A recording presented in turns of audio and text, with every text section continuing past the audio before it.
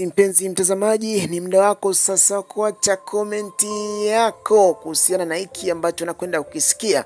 Wewe unadhani kwa sababu umeitazama movie yetu ya Dunia kuanzia episode namba 1 mpaka mbele huko episode namba 70 na kitu. Sasa naomba unaambie kitu kimoja, kati ya Matilda na Violet plus Catherine, ni nani anakwenda kuwa mke bora wa manyanya? Mpenzi mtazamaji, acha komenti yako. Ninachokitaka ni hicho tu, acha komenti yako. Maana tunatamani kuona maoni kwa watazamaji wetu.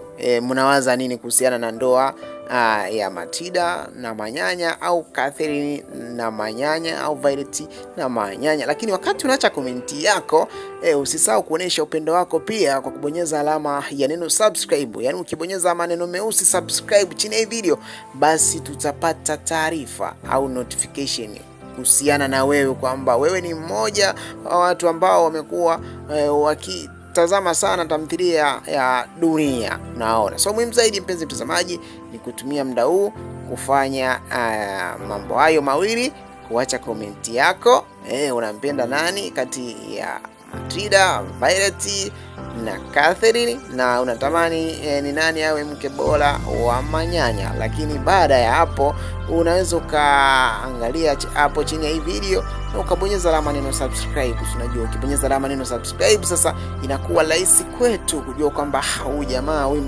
mtazamaji bana, ushabiki ameweza kutufollow. Maana yake yeye ni mmoja wa watu ambao wamekuwa wakifuatilia sana movie yetu ya Dunia. So tukutane wakati mwingine panapo majaliwa.